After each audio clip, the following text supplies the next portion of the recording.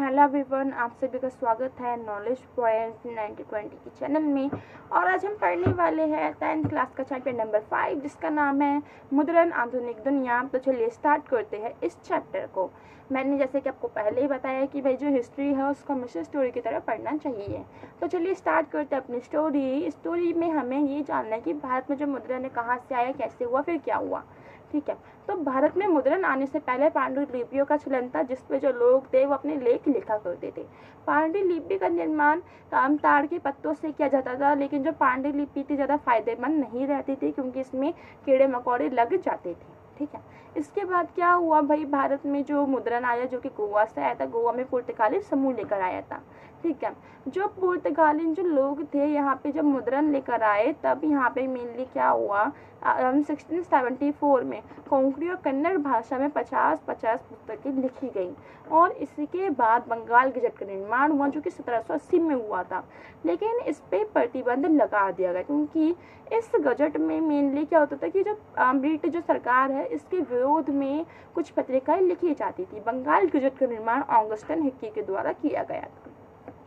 अब हम next point पे आएंगे तो हम ये देखेंगे कि भाई जो धर्म सुधार मतलब कि अपने धर्म का बढ़ावा करना। ठीक है, 1821 में संवाद कौमुदी लिखा गया था जो कि राजा मोहन के द्वारा लिखा गया था, राय राजा मोहन, जिसमें इन्होंने टक्कर जो रूढ़िवादी हैं उनके खिलाफ के जो विचार हैं उनके बारे में लिखा था ताकि लोगों को सीख मिले कि अब नया ज़माना आ चुका है। और इसके बाद ही क्या हुआ, 1810 में तुलसीदास के द्वारा रामचरितमानस लिखा गया था। और इसी के साथ 1882 में जहां अकबरनामा भी लिखा गया था। आई होप कि आपको इतना जो पॉइंट है वो समझ में आ गया होगा।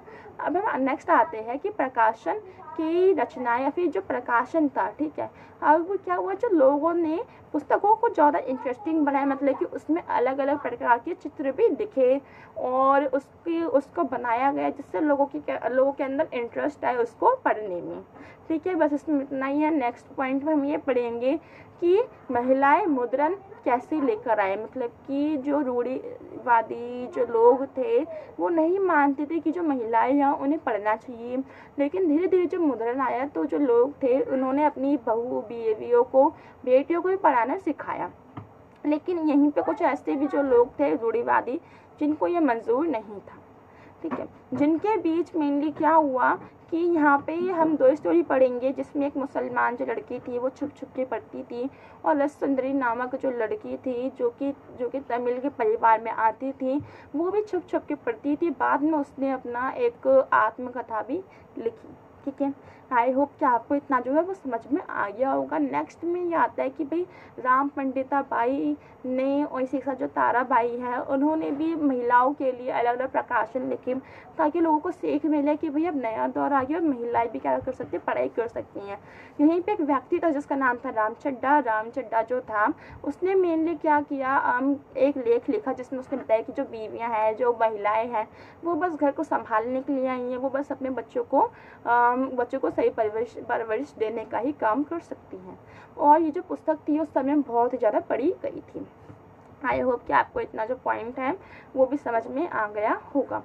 नेक्स्ट अब क्या होता है कि ये जो हमारा जो प्रेस एक्ट है ना, अब ये गरीबों के लिए क्या क्या परिवर्तन लेकर आए। यहाँ पे ज्योतिबा फूले नामक एक महिला थी जिन्होंने निम्न जो वर्ग है उसके लिए रतनगिरी नामक एक प्रकाशन लिखा था, एक बुक लिखी थी जिसमें उन्होंने बताया था कि पहले के ज़माने में किस प्रकार से SC ST के साथ या फिर निम्न जाति जो लोग हैं उनके साथ किस प्रकार से भेदभाव किया जाता था। और इसी के बाद क्या हुआ, अब जो मुद्रण था, जो पुस्तकें थी, अब वो गरीब जनता भी पढ़ सकती थी। और क्योंकि अब जो पुस्तकें थी वो गली मोहल्ले सारी की सारी जगह मिलने लगी थी। नेक्स्ट पॉइंट में हम ये देखेंगे कि जो ब्रिटिश जो सरकार थी उसने प्रेस एक्ट पे क्या लगा दिया भाई, प्रतिबंध लगा दिया, वर्नाक्युलर प्रेस एक्ट चालू किया। इस एक्ट के दौरान मेनली हुआ क्या कि जो देसी जो प्रेस एक्ट है वो कभी भी ब्रिटिश सरकार के विरुद्ध कुछ भी नहीं लिख सकती है, जो कि बहुत बुरा था। ठीक है, और जो वर्नाक्युलर जो प्रेस एक्ट था ये मेनली 1878 में आया था।